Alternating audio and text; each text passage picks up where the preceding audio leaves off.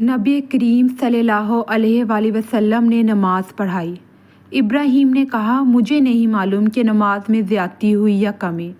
پھر جب آپ صلی اللہ علیہ وآلہ وسلم نے سلام پھیرا تو آپ صلی اللہ علیہ وآلہ وسلم سے کہا گیا کہ یا رسول اللہ کیا نماز میں کوئی نیا حکم آیا ہے؟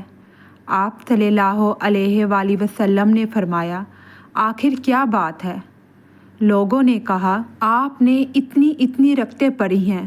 یہ سن کر آپ صلی اللہ علیہ وآلہ وسلم نے اپنے دونوں پاؤں پھیرے اور قبلے کی طرف منہ کر لیا اور سہو کے 2 سجدے کیے اور سلام پھیرا۔